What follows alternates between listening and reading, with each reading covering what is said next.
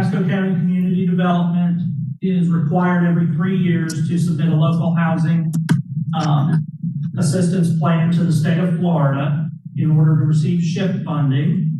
And ours is due for renewal to start July 1 of 2020. So we have to have the report or the plan submitted to the state by May 2nd. And as part of that, we have to have the Affordable Housing Advisory Committee. So they did this 3 years ago. I know a couple of you, or maybe even more than a couple, 3 or 4 of you were on that before. So we are restarting that. I have no experience with it. Melissa does not either. Marcy with Collier County had some, so she's got some familiarity there. But me and Melissa will be flying blind, basically.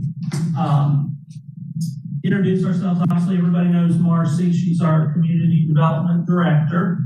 I'm Jeff McKittrick, and I just came in August to take on the Housing Program Manager role and moved from up in Northeast Tennessee, where I had been with the Housing Authority for the past 7 years. Prior life to that, I was a police officer, and we'll talk about it. And Melissa joined in July? End of June. And she's a community development specialist, and one of her roles is also affordable housing. She comes from the nonprofit world, Catholic Charities, Salvation Army. So this remains in her ballpark. She's familiar with those needs and issues in the community. So if everybody wants to introduce themselves real quick, we'll go around. Jessica, you want to start? Sure. Jessica Schmidt with Florida Luxury Realty. Okay. I'm a newbie too. I have never participated on this. Okay. Awesome. And she'll represent our real estate folks as one of the categories that we have.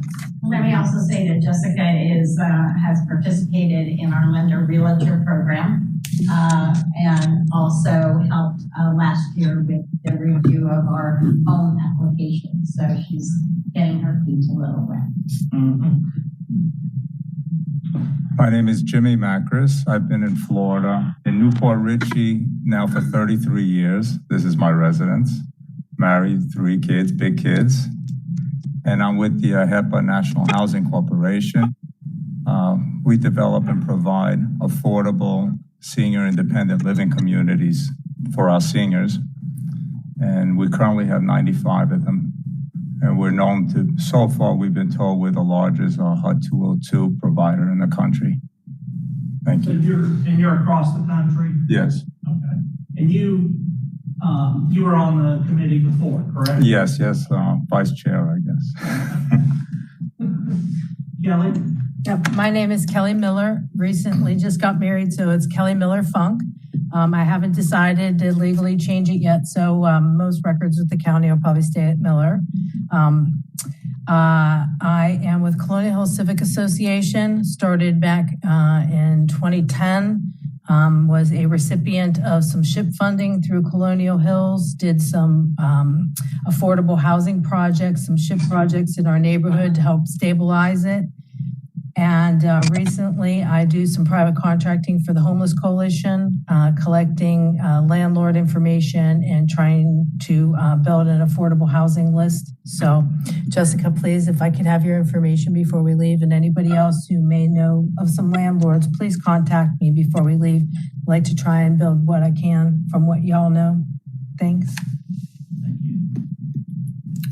Good morning, everybody. I'm Jeff Harlan. I moved to Pasco County in 2000 when I got out of the Navy. I've been here, living in Land O'Lakes ever since. I work with Blue Sky Communities. We're affordable housing developers here in the Tampa Bay area and throughout the state of Florida. And our online folks? You want to call them on that? Anyone? Mike? Yeah, good morning, everyone. My name is Mike Sutton, and I serve as the president and CEO for Habitat for Humanity of Nellis and West Pasco counties. Okay, thank you. Crystal? Hello, my name is Crystal Lazar. I serve as the president and CEO for East and Central Pasco Habitat for Humanity, and I'm happy to serve again. Thank variously before. Mark, can you hear us? Yes, I can. So my name is Mark Wickham. Good morning. President and CEO of Youth and Family Alternatives. Been here since 2012 and surprised that 3 years has passed since we did this last. So excited to get started again. Okay, John, can you hear us?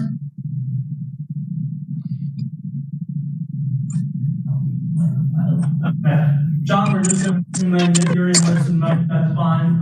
John is with the Pasco County Housing Finance Agency or Authority.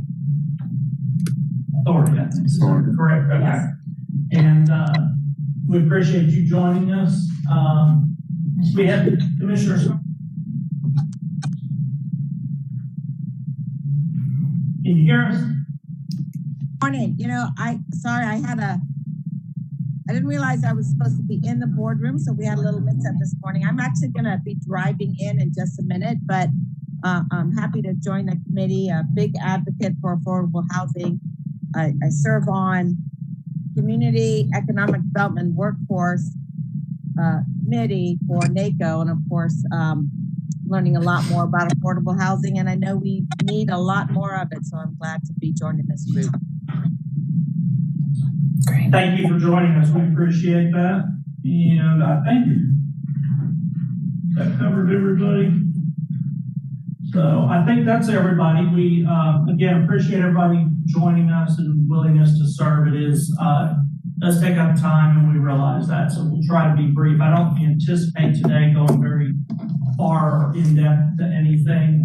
The next couple of meetings, we'll look at some of the strategies that we can, that you can review and possibly adopt if you're in favor of that. If you'll start the AHAC. And I've got just a short PowerPoint. I think everybody got this. It's got a couple new slides on it, so I'll it's our Affordable Housing Advisory Committee, and we went through our staff, obviously, and then introduced everybody. There's who it is, and that gives everybody information on that. And I will send out a list with everybody's contact information, phone numbers that I have. So if it's not correct, you can update that to me. Obviously, everybody's email is, since you're getting our emails. So the purpose that we have the AHAC is required by Florida statute. And if you're interested, you can read that statute. It's actually not to intend or anything like that, as opposed to some statutes. So the purpose is basically to review the established policies, procedures, any ordinances, land development regulations, the local government comprehensive plan, and then recommend initiatives that will encourage or facilitate affordable housing. Obviously, you don't want the property value that you put affordable housing on to go down, and that's sometimes a concern of the community. So you've got to try to work that in as well. Some of the incentives for affordable housing that you can recommend are modification or repeal of existing policies, procedures, regulations. You can recommend creation of exceptions that are applicable to affordable housing. So that might be something that the developer gets that they normally might not get if they're just doing a regular project. And you can recommend adoption of new policies or amendments to the local comprehensive plan. So we will be meeting to recommend changes to our LHAP if we feel the need to. Our staff will hold some public hearings on that as well, public meetings, to get any feedback on that. So we have to have 8 members, no more than 11, and basically represents a broad category of affordable housing industry needs, from real estate to banking to local government, and then as well just folks that represent or work with low income folks. So there's a broad category of broad area of categories that we have. We also now include an elected representative. That'll be Commissioner Starkey. Previously, the Board of County Commissioners had to appoint members to the AHAC. That's no longer the case, so we didn't have to go through that with this year's roll of folks. We just kind of looked at who we had last year and then who might be good candidates to help us continue. So you will present your recommendations after we've had our public meetings and hearing to the County Commission. The Commission will then make their decision on if any or all of your recommendations, some of them, whatever they want to do with that. So we have to have that to the Commission before the LHAP is due, which is May 2nd. So we anticipate a couple more meetings, January and maybe March, to do that, and maybe holding our final public hearing in April. So we'll look at some dates, though. We want to work with you guys. So the mandatory requirements, statute requires that we have mandatory expedited permits, and Pasco County uses a process now that they flag the files or the developer's information, and they basically quick track it for permitting process. And that's kind of the idea, is that affordable housing can be can get that incentive that it can move through the process quicker than a normal project would. The county also has to have a mandatory ongoing review of local policies, procedures that impact affordable housing. So every so often, they're looking at what needs to be done, what can be done to increase affordable housing in the county. So that's just an ongoing review, nothing major on that. There are some tasks when you review incentives. You're looking at these different things: comprehensive plans, land development ordinances, your neighborhood plans. We also want to look at the market, understanding your community demographics and the housing needs. Marcy has a presentation she'll do on affordable housing. Obviously, there's a lot of challenges with where to put affordable housing. You want to have a positive relationship with the neighborhood that you're going into. That can sometimes be a major conflict. And the commissioners have to hear that. They hear it from both sides. We're telling them we need affordable housing, and the residents are saying, well, why not put it here instead? So we want to understand those dynamics, areas, things like that, when you're making your recommendations. These are strategies that you must consider. You don't have to adopt these. These are just some of the things that we're going to look at.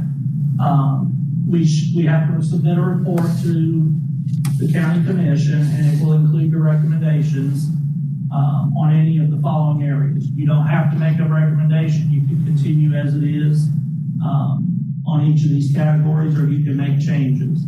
So we'll work through that in the next couple meetings. We do have to do the expedited permitting, so that one's required. Something you can look at is fee waivers that are provided for the development or construction of affordable housing. The reservation of your infrastructure capacity. That can involve different things like parking regulations, setbacks, all sorts of things. Affordable accessory residential units. So for those special needs, the reduction of parking setbacks, flexible lot configurations, instead of the current regulations, perhaps on size and spacing and such, you can make recommendations to change those requirements, street requirements as well. Local government should consider, before they adopt policy, procedures, or ordinances, that will increase the cost of housing. So we all know costs are going up. Yes, ma'am. I just have a quick question. You said the modification of street requirements. You're talking about just local streets. You're not talking about like SR 54. Right. No, okay. No, it would be in local neighborhoods. Understood. How they're designed, how they're routed, those sort of things. Requirements for how far back and that sort of stuff. Understand. So, yeah, it would just be local. A printed inventory of locally owned public lands that are suitable for affordable housing, like a land bank. to support development near transportation hubs, employment centers. Obviously, the county is growing, so there's new roads going through. Ridge Road is going through. Oops. Sorry. The allowance for flexibility in your densities, and that's one of the things is putting more units in smaller spaces. That's one of the things that we can look at. You can also look at other things that you think affect affordable housing. So it's not required that you just look at these things that we've listed. So if there's other areas that you think might be recommended, you can do that.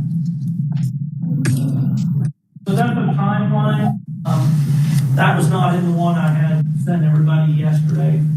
We are a little bit behind. We really would like to have done these meetings a little earlier, but we're okay. I don't think we're going to have any problems. As we said, the red date is the most important. And these are actually Wrong dates. Yeah, that's the wrong dates. I'm not sure how we got. That's next year. Yeah, so that should be 2021. So we're really ahead of the game. No. So it should have been October 20. Should have started this in October, but we're just 2 months behind. We're not terribly far, but I think I put next year's slide in. So sorry about that. I'll fix that one. So we'll get that report to the county commission, and again, the commission has to approve the LHAP at a public hearing, and then the state has to also approve it. So that as well. AHAP approval, basically public hearing. You guys will vote on it, decide what you want to recommend to the commission. It has to be noticed, of course, the public hearing, date, time, and it will contain a summary of your recommendations, and state where a copy can be obtained. We will obviously have a copy in the office, community development office. Final thoughts, and I did pass out the summary of ethics and sunshine law. So everything we do is open record, and we have to be, if we're holding a public hearing or meeting with the virtual stuff going on, it is recorded, so it is out there for the public. If you have any questions on anything, feel free to ask us. We'll ask the county attorney's office. Okay. I'll say, did anybody have any questions on the 8th? I would also ask for people that have been doing this before, like Jimmy or Crystal, were there anything, Mark? I think you all served before. Mike, your other, you've been on other AHACs. Did anybody have any addition that they want to make there?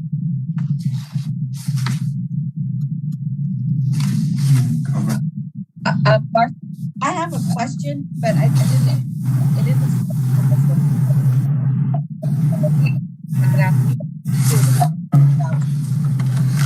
Can't hear. You're cutting in and out, Commissioner. Sorry, we didn't get your question.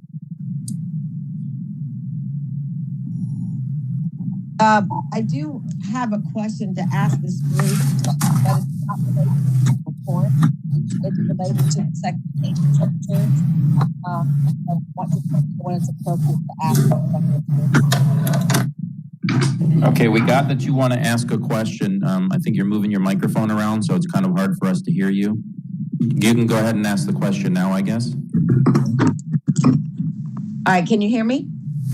Yes. Yes, thank you. It doesn't relate to the report, so I didn't know if this was the appropriate time to ask my question. Sure. So, Commissioner, if you're going to ask about housing, I think it would be good to ask after my presentation on housing. So, can you? Okay. Yep. Okay. So, basically right now the county has the two mandatory provisions that we're looking at.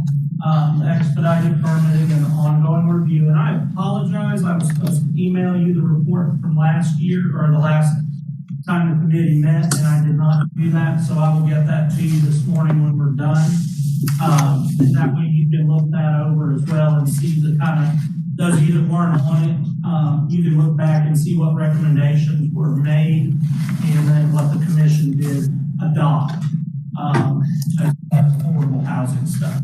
So, and then we'll go forward, we'll look at those strategies in our next meeting, areas that you think we need to look at or possibly recommend, and try to work through those. I didn't really want to get too much into that today, just kind of an introduction meeting, get everybody going and get everybody on the same page. So with that, I'll let Marcy do her affordable housing presentation. This is really good presentation. And I think I emailed everybody this as well. If you don't have it, let me know. So good morning, everyone. Good morning. I have to hold the button down the whole time I talk. Much work for me. Especially if you're with your hands. Me live all the time. Thank you. This is a affordable housing presentation for the county, and some of you have seen parts of this already. So you don't want to hear me. Okay.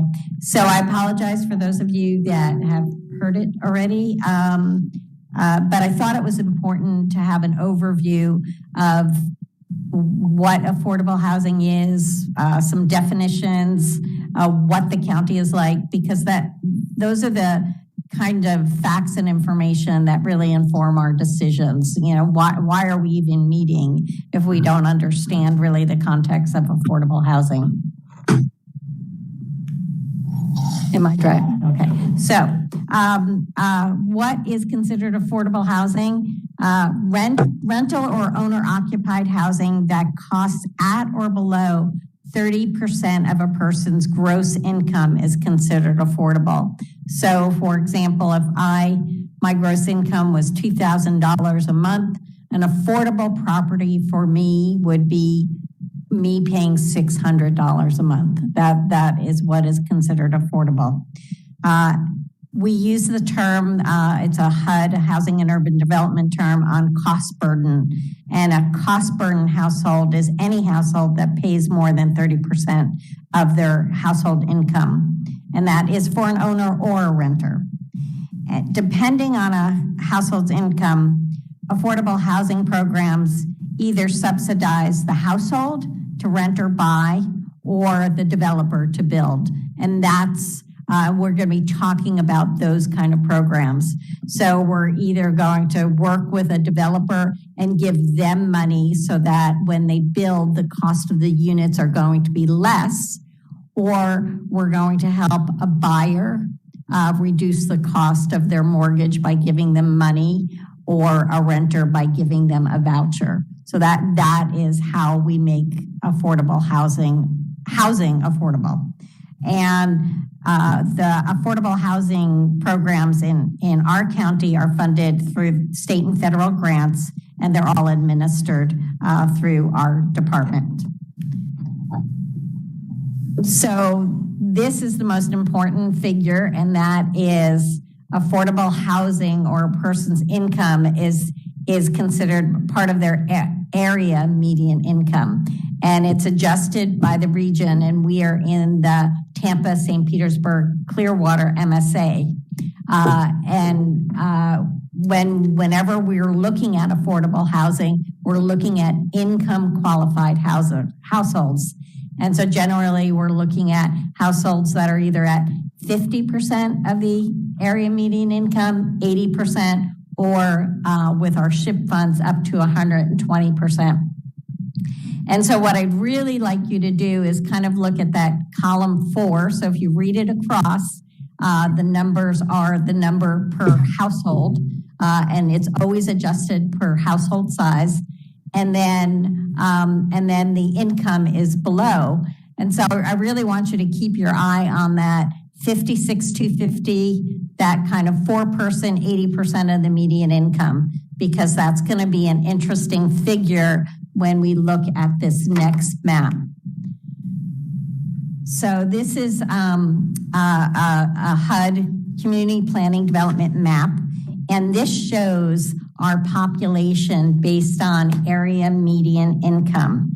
And if you look at that green color is that area median, that 80% area median income that we looked at.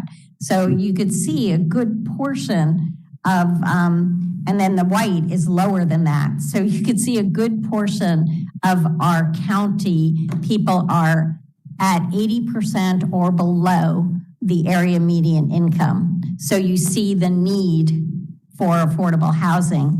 And the other important point to make on this is, and I say this especially because we have Mike Sutton here who works in Pinellas County, and some of you maybe work, Jimmy works in other communities aside from Pasco. I personally came from Collier County and Burlington, Vermont, both very high priced communities. And I came here and I thought I died and gone to heaven because the cost of housing was so much less. But the income that people make here is also so much less. And that's the disconnect in our community. Our housing might be less expensive than other areas, but the people do not make the income necessary for the cost of the housing here. So here's a little bit about our market, because we talked about knowing what our market is like. So the first thing is, comparatively speaking, in other parts of Florida, we have a lot of older housing in Pasco County. Only 28% of our housing is built after 2000, owner occupied, and 24% after renter occupied. The condition, HUD has this determination of housing problems. And it could be a housing problem, could be lacking plumbing, kitchen facilities, overcrowding, severe overcrowding, or cost burden. So 30% of owner-occupied units have at least one of those problems, and 48% of renter-occupied units have at least one of those housing problems. And then you see the cost of the housing. Again, compared to other markets, it might not seem that high. But for here, the cost of our house prices have increased 77% in 13 years, and housing rent has increased 71%. So, I feel like I'm just continuing to make the case of why there is a significant need for affordable housing. So this is what affordable housing looks like for somebody who is making, and we'll just read it right across, for somebody who's making very low income at $29,600, this is their monthly income, and so what they could afford is $740 a month. The same person at low income can afford $1,184, and then moderate income is $1,776.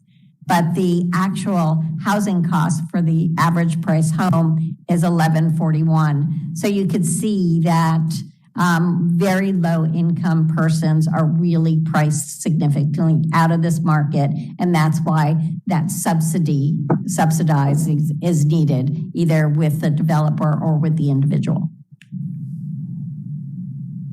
Here's another map that shows, I think the maps do a really good job of a visual. And so this shows the difference of renter versus owner occupied housing. And so you could see also that our county is very heavily owner occupied versus rental housing. And you could see the rental housing is heavier on the west side, and then all the way on the east side. So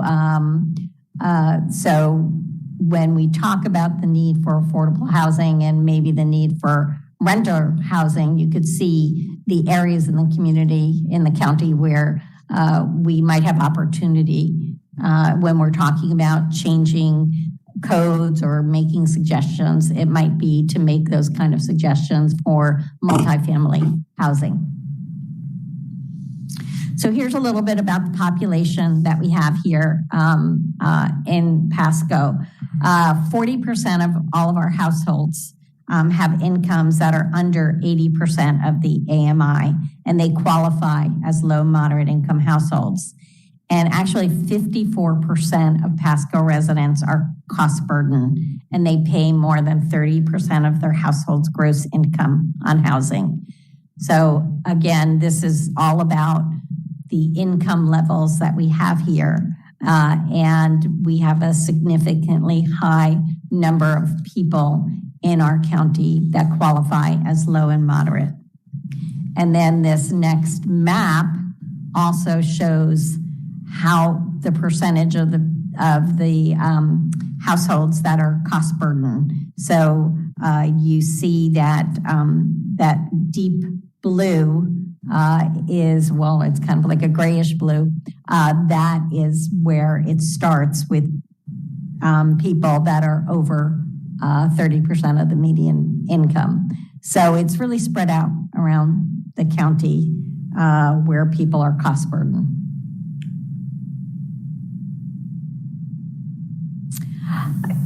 This chart will show the difference between the people that are cost burden that are homeowners versus those that are renters. And significantly, the renters are more cost burden up through 50, up till you get to 50 to 75,000.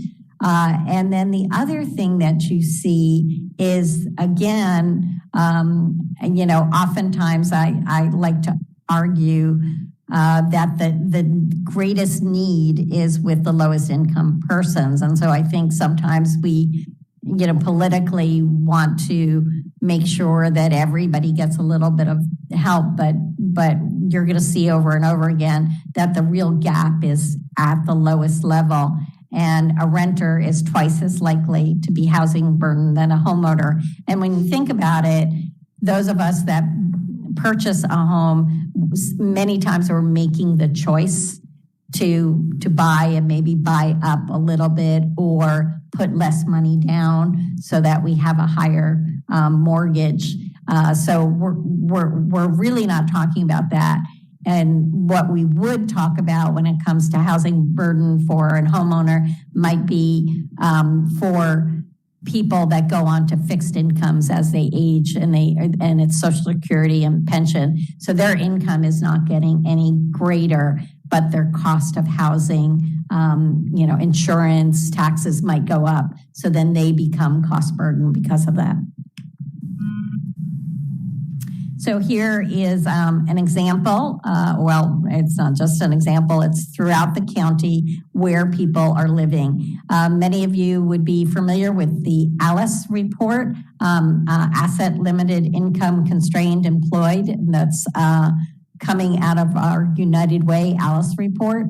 So ALICE households spend over 30% of their total gross household income on housing costs, and they frequently live paycheck to paycheck.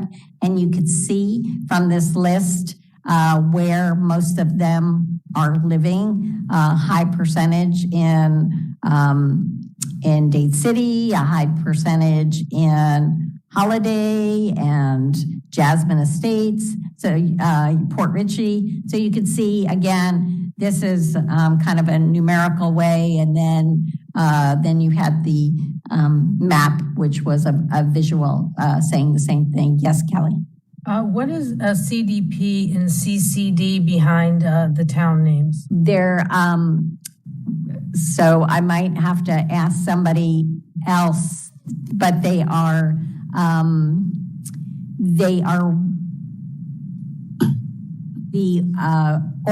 the way that those communities are organized. Yeah. Is there somebody online that knows what CDP and CCP stands for? CCD. It's also a census thing. I will get you that because CDP I've looked it up. Census designated place. Yes, thank you. And then CCD might be something. Community Development District. No, that's CDD. Census. Okay. something. But it is a census. It's the way the census organizes I a appreciate it. community. Thank you. So many acronyms that just. There are. Great. Thank you, Jeff. Census County Division. So it is related to the census. That would be township versus county. Yeah. Again, now, when I did this presentation, I also connected with the Schindberg Institute, and they're really our center in Florida for a lot of the statistics when it comes to affordable housing. So this one, again, shows the gap. The largest housing needs are for owners and renters below 60% of the area median income. So according to this, reading this, 9,000 households, owner households, and 8,400, almost 8,500 renter households are cost burden. But then when you go to the higher end of the spectrum, 80 to 120, that number goes in half for owners, and I can't even do the math. It goes from 8,500 to 1,800 for the higher income. So here shows us how housing costs have outpaced our wages for many occupations. The housing wage, which is $17.62 an hour for Pasco, and that is the amount somebody would need to make to earn. They need to earn this amount to rent a typical 2-bedroom apartment at HUD's fair market rent, which is $11.33 a month. So that person would need to make $17.62 an hour. The median wage in 2018 was $17.27 an hour. So you've got that gap for that. And then this shows the different types of occupations and what they could afford based on their income. And you can see at the lower end of the spectrum, our childcare, preschool teachers, our retail sales force, security guards, housekeeping, home health aides, restaurant cooks. It's no coincidence also that so many of those are the people that were really devastated when those businesses shut down during the lockdown. And the middle range, you're looking at customer service representatives, receptionists, medical assistants, pharmacy, school bus drivers, and then at the higher end, secretaries, EMTs, dispatchers. So go out to eat, and they're helping us in the restaurants. Our children are in childcare. Or we go to the bank. These are people every day in our community that are having a difficult time affording the ability to live here. And then this is just showing the same thing another way. The red line on the bottom is that fair market rent, and then all the others are those types of different occupations and what they could afford. Again, we put everything based on that 30% of the monthly salary. And then this slide really shows the gap of what we have and what we need. So the blue are the available units, and then the difference is what is needed. So there's the largest shortage among the 0 to 30%. And for 0 to 60, there are nearly as many affordable units as renters, but 7,300 of the affordable units are rented by households that are over income. Okay, so that means that there are affordable units that are not just specifically designated for people that are affordable.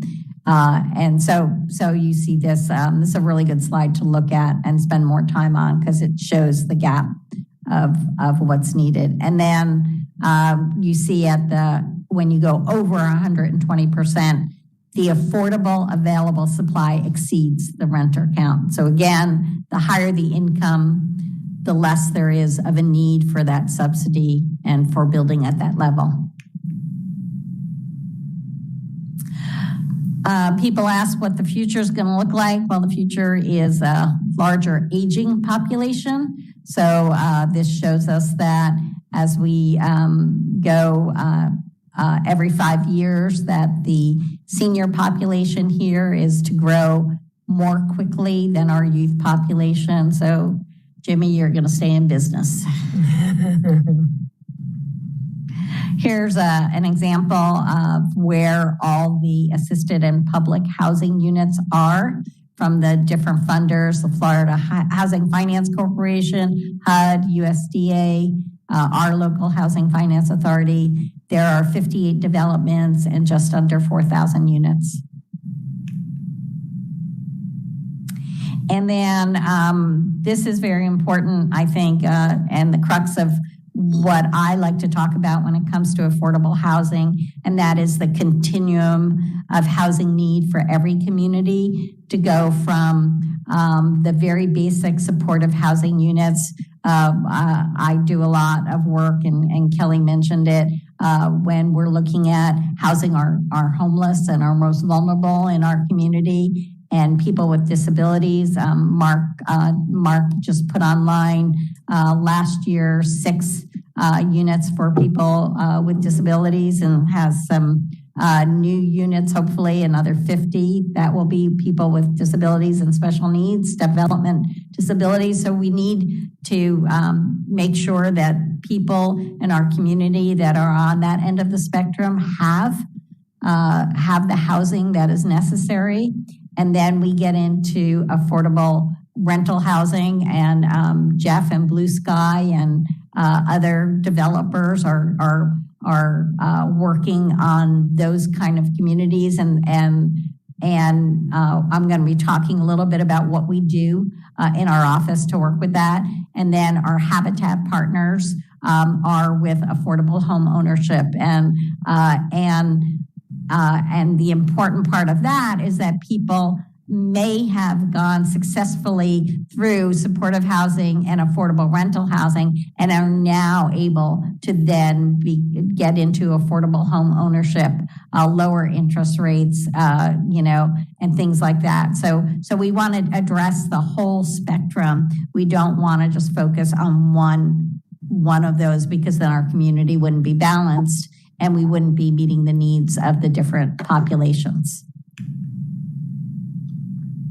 So I just want to spend the last couple of minutes talking about the funding that we have available for these things. So our funding is either from HUD, which is our Community Development Block Grant, our Home Investment Partnership, or Emergency Solutions Grant.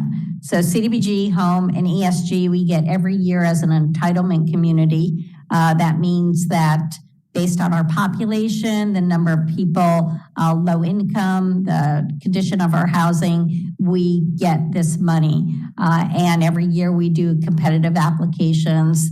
And what I want to do is just frame this in the way of housing. We can use CDBG not to build vertical, but we could do it for land acquisition. We could buy a building and rehab it for housing. We just actually did that last year, or this coming year, we've just done that. Our home money is strictly for affordable housing, and we get a little over $1 million every year for that, plus program income that comes in. ESG is strictly for homeless, and it really isn't for any kind of permanent housing. And then the last area, which is completely connected to the LHAP, is the State Housing Initiative Partnership, or SHIP. And we are also, I guess it's not really called an entitlement, but we are also a community that gets SHIP money every year, except for this year. We were not funded at all this year. The governor never released any money for SHIP this year because of COVID. So we were supposed to get $5 million and we got zero. But we do have program income that comes in. And so that is also the pot of money that we use for affordable housing, whether it's new construction, single family homes. We do a lot of rental housing and rehab. And I would like to share with you some of those things. So I said we did use CDBG COVID to buy an 8-plex for permanent supportive housing in Newport Richey. And we're renovating that with SHIP money. And then homeless will be able to self-isolate and also get off the streets and live in permanent housing. We are building new single-family homes. On the left is one of the Habitat homes that went up in Leisure Lane, and on the right, I believe it's one of the last POP homes that we did. So we have partnerships with both Habitats to build single-family homes and the Tampa Bay CDC. And this coming year, we're going to be doing also single-family homes with Housing and Education Alliance. So all of those are either using SHIP or home to do those. And then we've done rental housing. So you see we're still working on 77 units of rental housing for veterans on Massachusetts Avenue with the Housing Authority. We have finished 110 units with Osprey Point in Dade City, and that's completely leased. That was using SHIP money, and that's with the Housing Trust Group. And Ozanam Village, we put SHIP money into that 3-story building, which is in Newport Richey, and that's with St. Vincent de Paul. Yep, that's nice over there. And then internally, our office does down payment assistance, owner-occupied rehab, and tax assistance. So those other things that I mentioned, we work with our partners to do it. But for these 3 things, we do individually or internally. We have staff that manage these 3 programs. Melissa is doing our down payment assistance program. And all of our programs are based on income. And we try to serve mostly 80% or below, as you saw the need for it. So over 80% we can do with SHIP money, but we have to meet set-asides for the lower end, and that's what we want to focus on. Here's what our down payment assistance looks like. We could give a maximum of $25,000 down payment assistance for lower income, and then it gets less as the income goes up. It is a payback loan. The lower income, they get a 5-year deferral, but after that, they have to start paying it back. The higher income, they start paying it back immediately. And, people say to me, so in case you want to ask me, well, Marcy, you're getting a grant, so why do you ask people to pay the money back? Well, because this year we got no money from SHIP. And if we didn't have that, then we would not be continuing this program and we would not have staff. So it really, while it is a burden on, it's a burden on the staff because we're literally a bank and we process all these things, and it's could be a burden on people having to pay the money back. But in essence, what we've done is we've kept the program going for helping more people. And so down payment assistance throughout the county, and the maximum sales price is $240,000. We do not fund homes that are located in flood hazard, special flood hazard, or repetitive loss, sinkhole properties, and mobile or manufactured homes. And one of the programs that I'm very proud of is our owner-occupied rehab. Once we get people into homeownership, or we talked about those seniors that now are on limited income, we want to keep people in their homes, because if they don't stay in their homes, then they're going to cycle out and cycle into homelessness, which creates a whole nother issue, more burdens on the system, more burdens for them. So we want to keep them in their house. So we do have an owner-occupied rehab program to help with major repairs. And we do prioritize for special needs, elderly, and essential personnel. And this is an example this past year of a roof that we replaced. As a matter of fact, just as an aside, we did get some coronavirus relief funds. That's what we did get from the SHIP office. And we have done in 3 months, I'm trying to remember, I think we've done like 25 roof replacements and AC replacements to get people in that could not continue their work because of the virus. You know, their incomes went down, or they had to spend more money on food or shopping or whatever. So we were able to help them with that. Nice. And then lastly, we also help people with tax assistance, people that have gone delinquent in their taxes, if they're senior, very low income, a lower value house. We do pay their taxes. Again, we want to keep them in their homes. So whatever we could do to keep them in their homes by paying their taxes, we do that as well. So that gives you an overview of what affordable housing, what the needs are in our community, the definitions, and then the funding that we use in our community for affordable housing. And Commissioner, I know you had a question, so, or anybody have any questions, happy to answer them.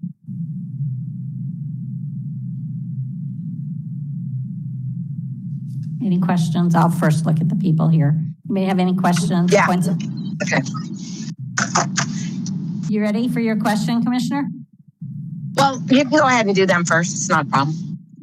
Okay. I don't see anybody. Okay. Kelly, you have one? No, I asked.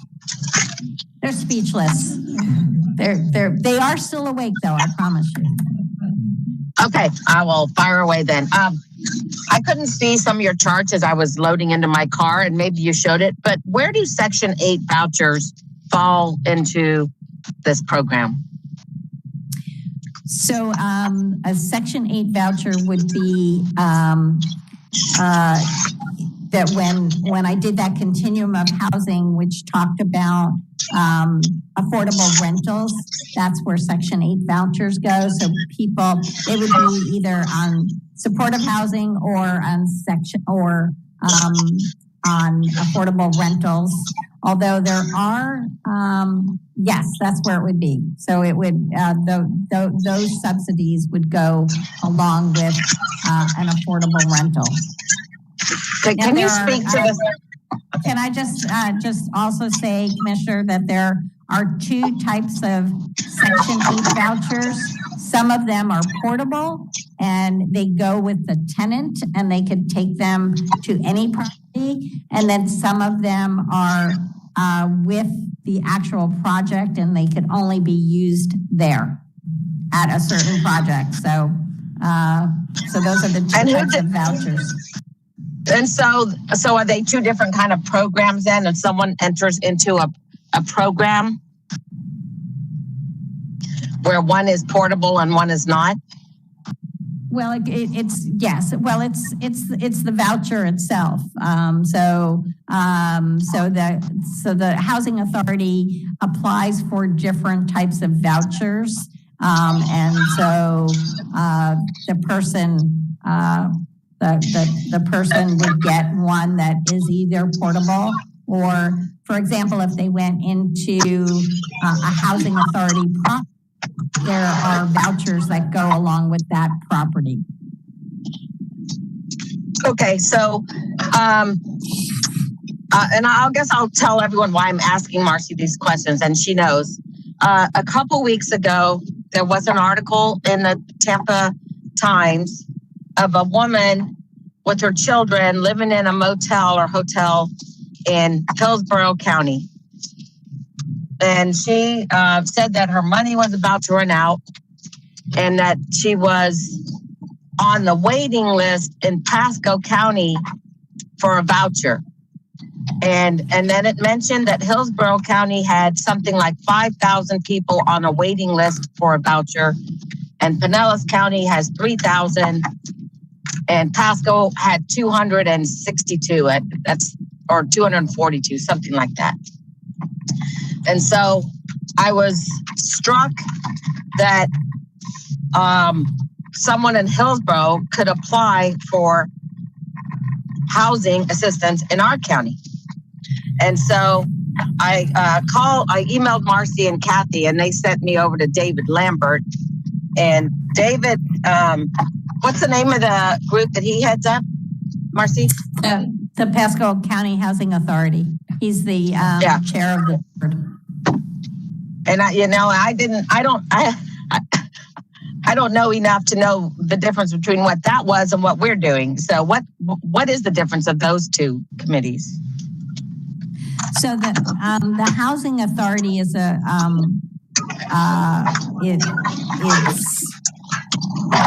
whole other entity, quasi-governmental, strictly having to do with subsidized housing.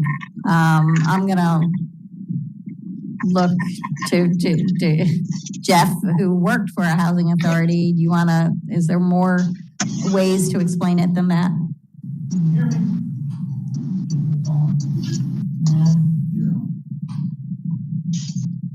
Is he speaking?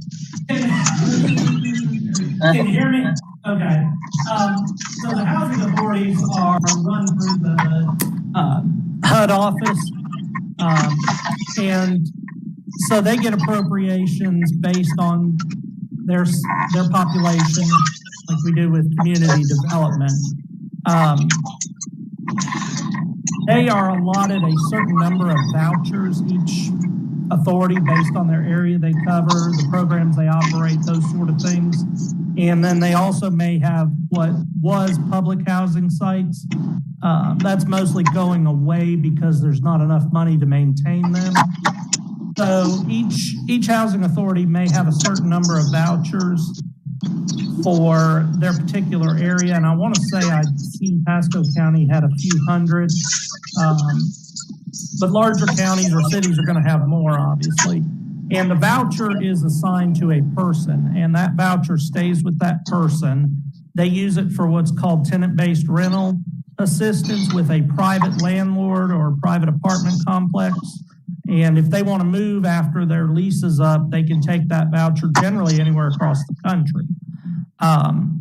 So the project-based vouchers are the ones that are attached to the particular property.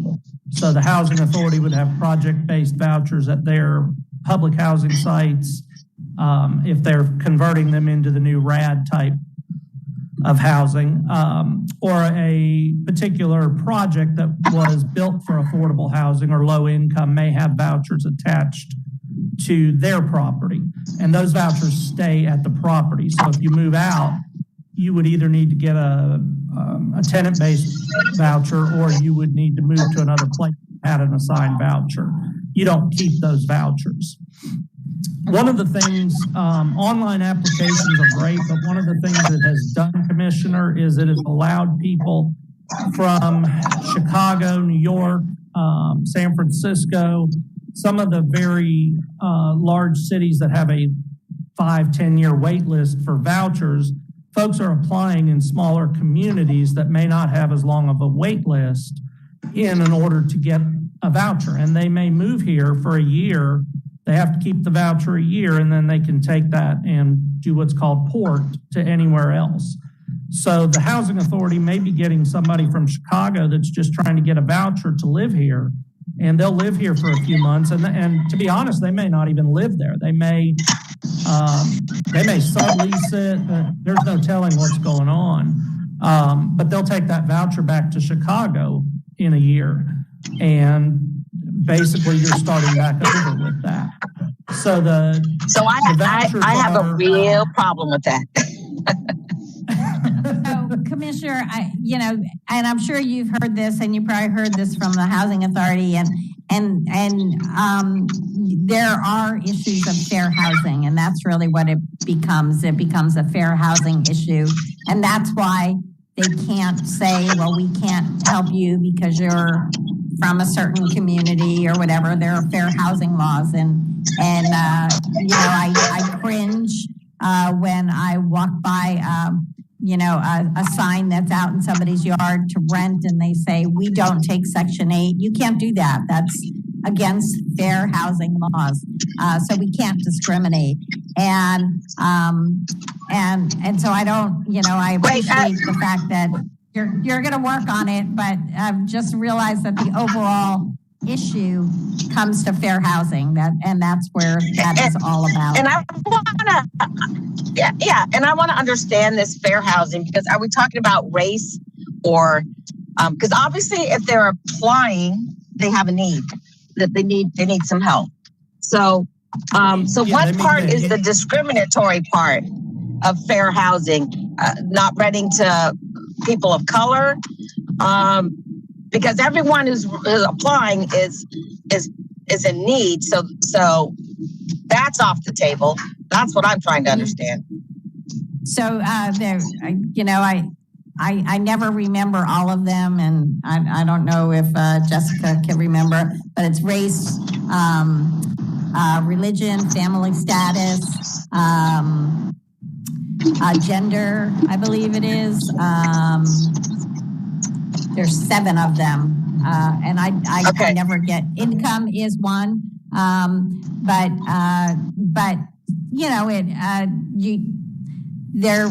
there are wonderful commercials out there where Marcy and her 4 kids come up to look at a house, and they say, "Oh, I'm sorry, we've already rented." And Jeff and his wife go in, and they say, "Oh yeah, it's available." So those kinds of things are happening. Marcy, I agree with that. Yes. I agree with that you shouldn't be able to discriminate.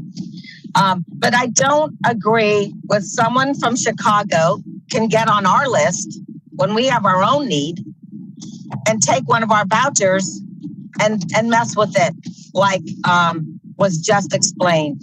So I am taking this time to research this, and even what I've heard here today even makes me more upset that people from other counties and other states can apply to get into one of our facilities or take one of our vouchers when we still have a local need. And that is what I want to change, not the discriminatory part of the fair housing. I agree with that 100%. And I'd love to hear from the other committee members who may have more experience in this than me, but it seems very crazy to me that someone from Chicago can get a voucher and sublease for a year and then take our voucher back to Chicago. It should be local first. So, Commissioner, one of the things that housing authorities can do is set preferences, and a local preference is something that each housing authority can set. So they process those folks that are applying that are local before out-of-town folks. But there are actual websites that people can sign up on, and I believe they charge them, and they will send applications to a variety of housing authorities across the country. The one I came from in Northeast Tennessee, we had to put a local preference in because we were having that problem. People from out of town were applying. We would contact them to have them come in to do a initial interview and intake, and they would not show up. And we had to give them 2 opportunities before we could disqualify them. But it took staff time and resources to do that.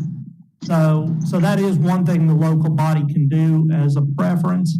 But unfortunately, that is a HUD legislative thing. And there's a lot of smaller communities now, I think, that are facing these issues, especially going online.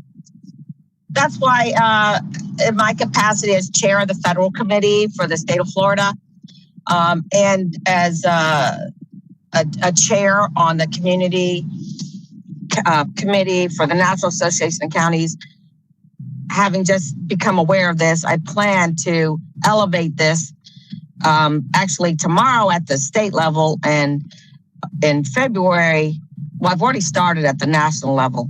But I wanted to understand from professionals if they supported it or not. And I hear from what you're saying that that maybe it does need to be tweaked because some people are learning how to take advantage of it. And also what I'm hearing from you guys is that the housing authority, and I'm going to get back to David because he didn't like it. But he didn't mention to me that he could put this local preference in, so I'm going to circle back to him.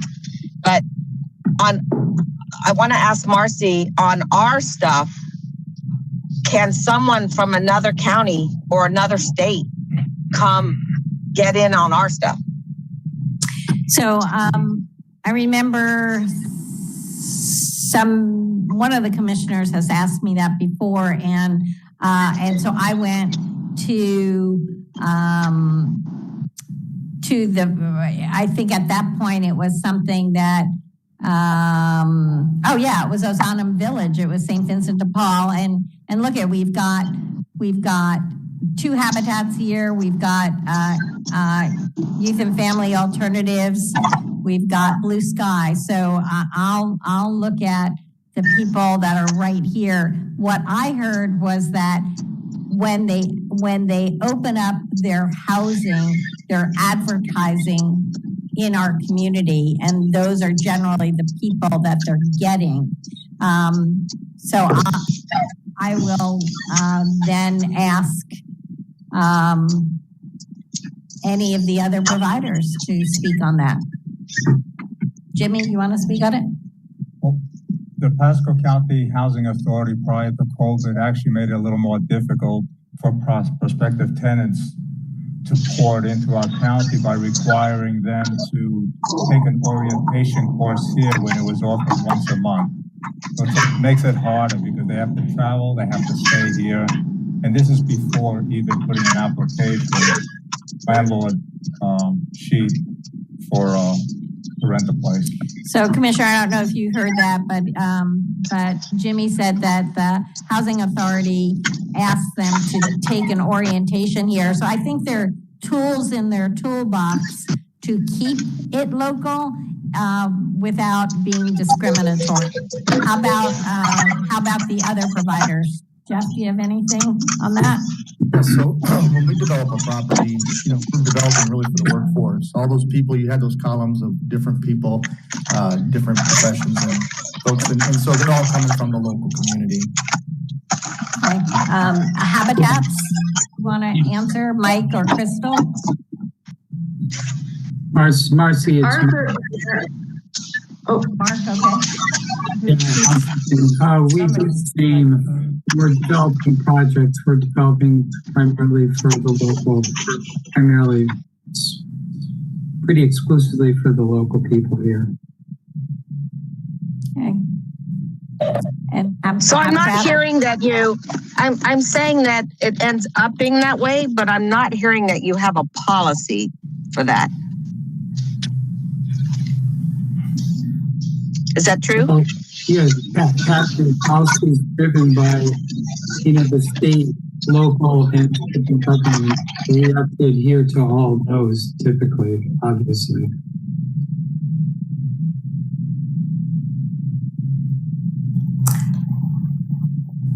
How about the habitats? And I can't speak for Tristan's organization, but folks have to live or work in Pasco County for a minimum of a year in order to apply for our program. Okay. Crystal, you have anything comparable to that? Yeah, we used to, but we dropped it a couple of years ago, just because if someone wants to move here and live here and have a mortgage in Pasco County, we welcome them. I would say we probably only had one non-Pasco County resident since we dropped that about 5 years ago. But with the affordable housing, I feel like it's a little bit different than the rental or the Section 8 because they can move around. If you're buying and purchasing and paying property taxes in Pasco County, you're here long term. Correct. So, Marcy? Commissioner, Commissioner, I'd like to, I'm walking in. start an email conversation with, you and the Housing Authority about the tools that they might have in their toolbox. Hey. How do you feel about that, Commissioner? I got a few more questions. I'm gonna sit right here. That's why we need to. Like, we gotta have something to try. This is like, it's like Elvis leaves the building, but now Commissioner comes into the building. All right, so Marcy, what about our Section 8 vouchers? We don't have Section 8. That's not anything we don't admit, the Housing Authority. We don't do that. No. So, and as you see through the presentation, and that's why I refer to our partners, we're giving grants and money to other people to do this work. So you asked what the difference is between what we're doing and what the Housing Authority is doing. We don't own any housing properties. The county doesn't. We're not in the business of having properties that we administer. The Housing Authority or any of your property managers, we don't manage property. So the property we're doing over there, that was the Boys and Girls Club, who is the owner of that? Oh, we are, but that's not housing. That's shelter. Okay. All right. You would pick on that one thing. Right. I ask a lot of questions. I wonder if you all have any comments about this Section 8 voucher that people can live in Dakota and get on our list and then go back to Dakota. I mean, Right, I got a real problem with it. right. Agreed. Anybody else? I mean, no comments? Well, they tried to make it a little more difficult by requiring an orientation. So you had to, before COVID, you had to fly down here and take the actual orientation course. Many prospective tenants wouldn't be able to do that. And Pasco County Housing used to have just Section 8, and now they have like 10 different programs from the last workshop. They've got a lot of different stuff going on. But I want it to be, I mean, you demonstrated a large need. And so I don't know why we wouldn't want to be focusing on our needs. I mean, So I don't think that's discriminatory. So I think that we need to discuss with the Housing Authority the tool of a local preference. I've worked with housing authorities that have had local preference. I've worked with housing authorities that have had homeless preferences, that they've put people into housing from homelessness before others. So those are tools that they can do along with an orientation or an interview for an application. There are things that they can absolutely do. So let's find out what they are doing and what they're willing to do. Well, I know, and speaking with David, he is supportive of me working to change the federal law. And I just wanted to get that, see what was happening here from more people that work in that space. Yeah. So, and I don't think it's discriminatory. I mean, I agree with you on most of the fair housing, but I don't think it's discriminatory to say we're going to help our challenged folks before we help people in Chicago. Right. Okay. We're not going to hear the end of the Chicago story. Kelly. I'm going to change the subject just slightly for a minute. That picture you showed us though of the 8 houses that you just bought that for The 8-plex. Yep. Is that owned by the county? No, it's owned by St. Vincent de Paul. Perfect. Thank you. So guys, if anybody has any questions or comments you want to bring up on the affordable housing, the vouchers, go ahead. Another question I have. It used to be when we had the DRI process, Development of Regional Impact. For those of you who don't know what that process was before, when you built a community of so many houses, it triggered something called a DRI, and it went through the Department of Community Affairs, and there was a affordable housing component to it. I think, I don't know, it was 5%, 10% of the houses built in a community had to be in the affordable range. What happened to that thought? And when developers are developing, do they have any requirements for affordable housing? I don't know what happened with DRIs, but There is no requirement. So there's no mandatory. So all the programs that we talked about, and especially the affordable rentals that Youth and Family Alternatives is doing, or Blue Sky, they're getting either tax credits or money from the state, and then they are, and those come with strings attached, like you have to rent to X number of people that are 50% of the median income or 60% of the median income. So that's where that is. Now there are opportunities on the local level to do something like what you're saying is inclusionary zoning. So you say that if you are putting up 20 units, then 10% of them have to go to people who are income qualified. We don't have that here. It is a typical tool in the toolbox for many communities to do for affordable housing, and we could certainly look at that and decide whether or not that is something that we want to bring before the commissioners. Now, I am a believer in that. I know when our family developed Longleat, we did the granny flats, which can be considered affordable housing. Right. And it blends seamlessly into the community. And I think, and probably if you were with an authority, the Section 8 housing of the past, what was it, Hope something? Well, there was a Hope 6 grant. Yeah. So in effect, I think they built a lot of slums. Because you're concentrating a lot of income challenged people in one area. Correct. And so I think what was so good about that DRI rule was that in a nice new big community, you got some affordable housing mixed in. And I think that's a good thing. And I think we should go back to requiring a small percentage of every development weave in some smaller affordable housing units, because having a blend of incomes within a community, I think, makes it stronger. And one of the stories I got, I think, at a ULI meeting about this subject was that,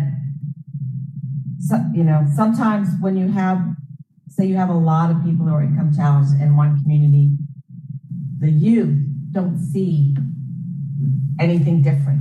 Right.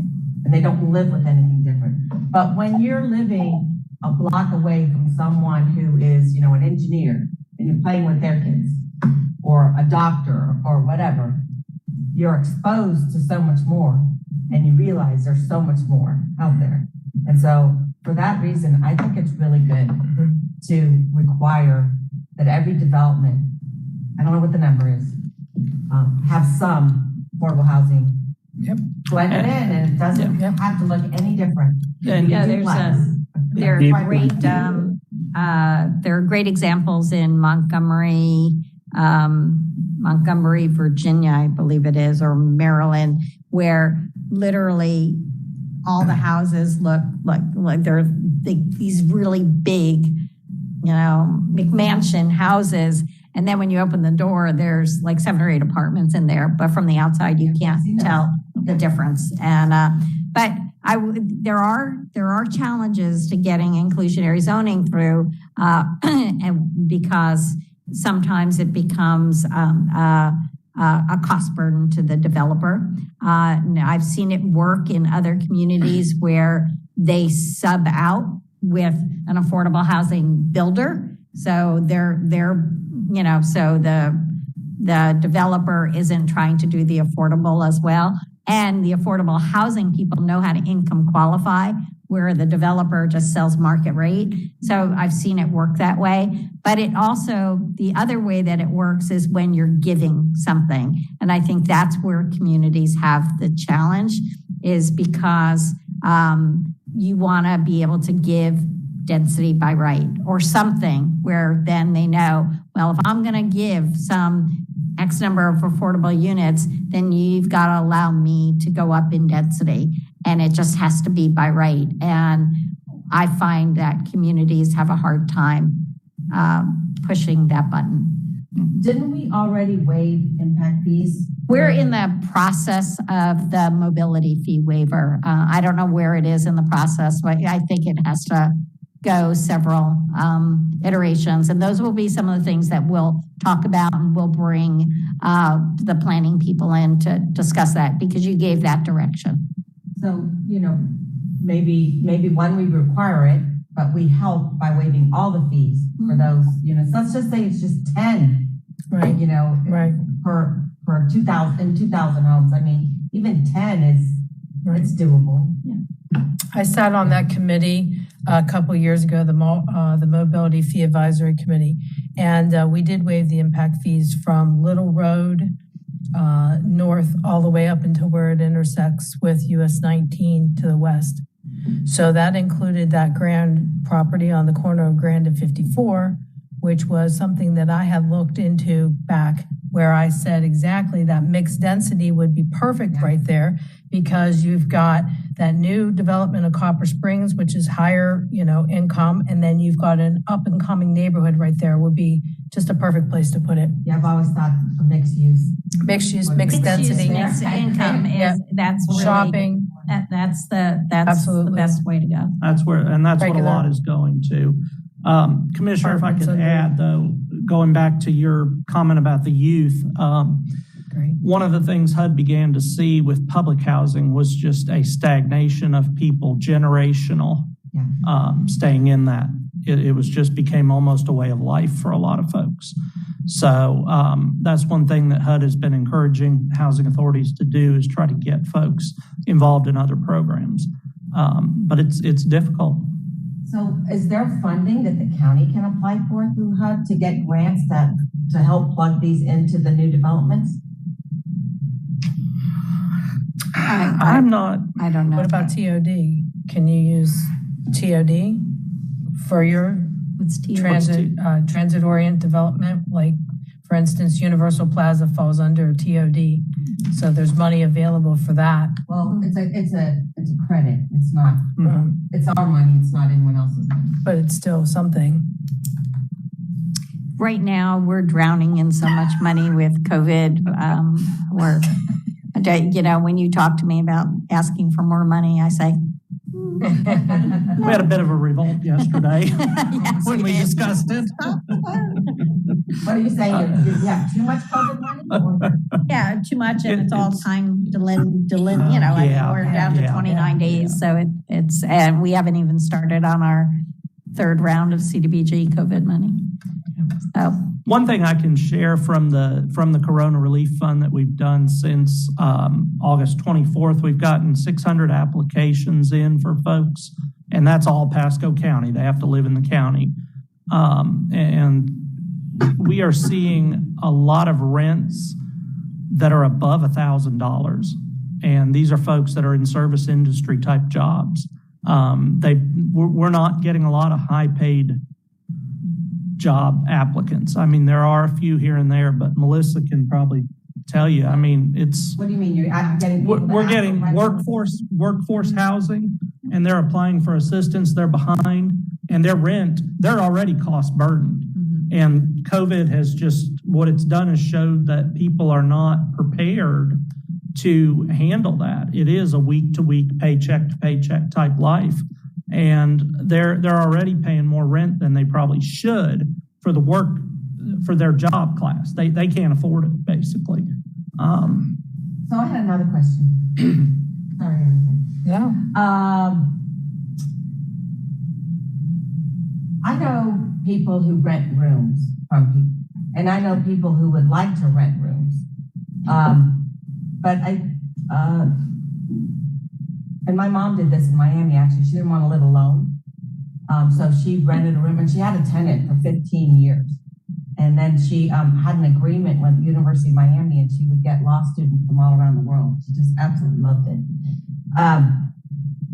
But we were always nervous for her because she didn't do background checks. And I was thinking while we were talking about how there's probably a lot of people who could use that extra income. I don't know what our rules are in Pasco County for renting a room to someone, but it seems that there were a way that we could have a safe way for people to apply and a safe way for people to say they have a room. And maybe it needed to be private because who wants to, some people may not want to put that out there. But if we're able to somehow administer a program like that, matching people who just need a room with people who have rooms to rent, that we could help a lot of people. There is, there's a national program called home sharing. And it's primarily used for seniors who want to stay in their homes and oftentimes have an extra bedroom or two and can use some assistance, mowing the lawn, taking the trash out, learning how to use a computer, and they do. I used to call it, because we funded it when I was up in Vermont, we funded it with a community development block grant because I called it a matchmaking service. Yeah. And they would go through the whole process of recruiting and screening, and then people getting to know one another before going into the homes. And sometimes they'd pay a little bit of rent. Sometimes it was just an exchange. And sometimes people new into the area who hadn't gotten established yet would do something like that first. So it's a tool in the toolbox. I'll use that phrase a lot. It won't completely change everything for affordable housing. You know, we need the development. We need to put the new units in there. And that's why that's important. But that is another option to do a home share type of program. And that would be, that wouldn't be something that the county would take on, but it could be a nonprofit that might be interested in starting something like that. Right. And I know, hope people are listening. Right. I know with the Homeless Coalition right now, I have a couple of landlords who own big houses that are doing rooms for rent. So we do a matchmaking service kind of through the Homeless Coalition with them right now. But we should, we should build that up. And it doesn't have to be the homeless. Right. It's just that nonprofit does it. Yeah. And so I definitely hope someone steps up and starts a home share program here, and I'm happy to help advertise it. Veterans have one too. Anyone else with questions, comments? We're about 10:30. Well, we're after, so I don't want to leave anybody. I have a comment.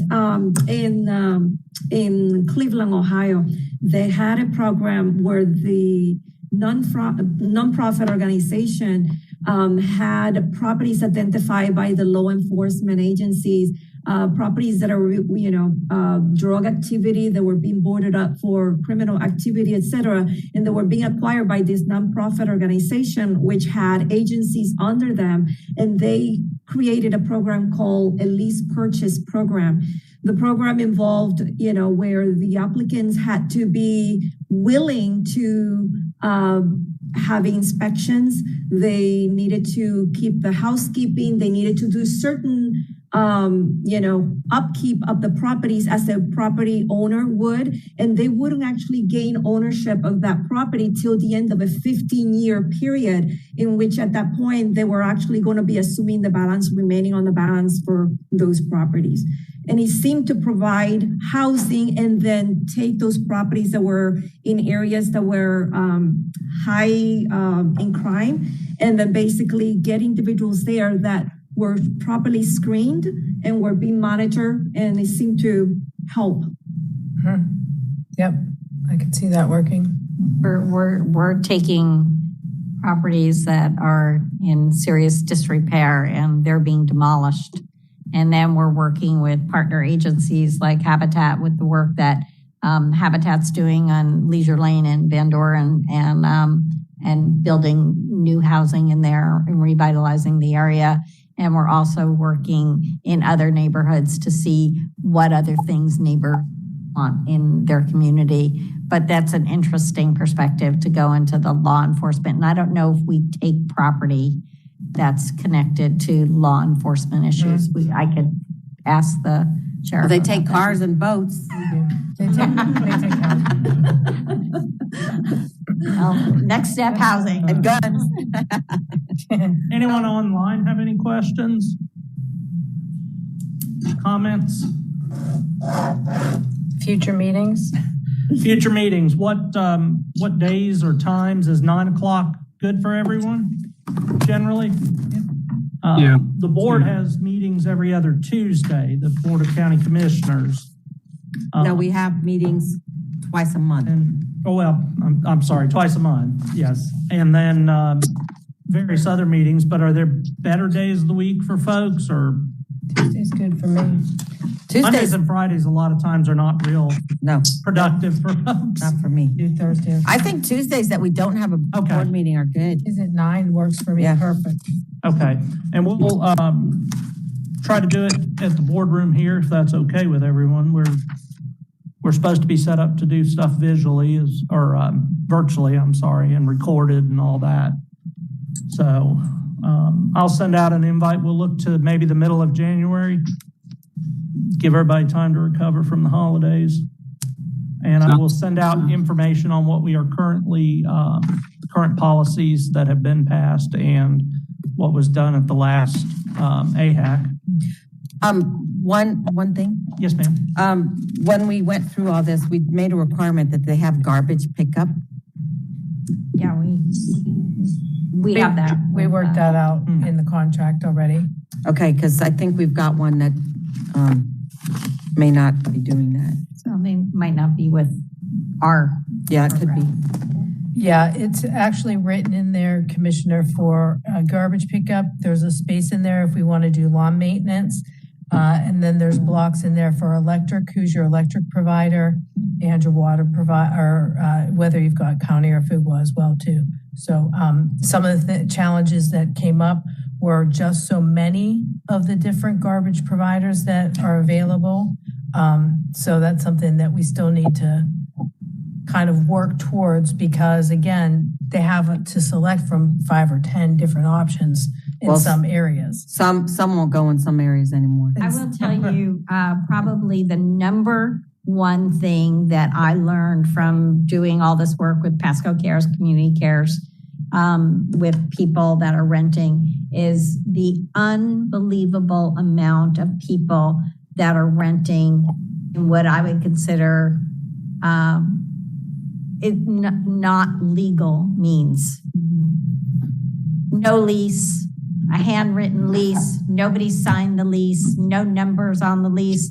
It is stunning for a room full of professionals to see how many people, and I will tell you, so many of these people are service industry, lower income, and all of that, they could be so taken advantage of. But that was probably, when we're trying to train agencies and train temps to look at applications so we could do this quickly and make a standard, there were no standards because so many people's situations were so colored out of the lines. And how about that house in my district where they have 5 cars parked in the front yard and they're living in the cars? I don't know if it's just Pasco County, but I'll tell you that was so eye-opening for me to see.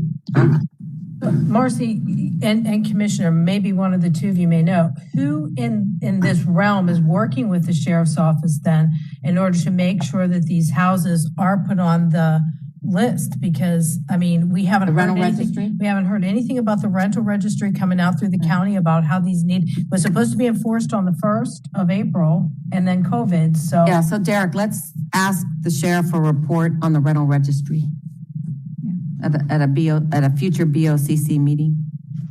Thanks. Because that plays right into everything that we're doing here. Because if what you said is true, that really concerns me, Marcy, because that's a large population that's not going through that registry, which could in fact be part of other huge problems in the county. Yeah, it could be. Okay. Thank you, Derek. Anyone else? Our online folks, anything? We don't want to forget you. Thank you. All right, we'll go ahead and adjourn then, and thank everybody very much for your attendance and your time. Comments, questions, etc. Thanks, guys. Thank you. See you in January. Okay.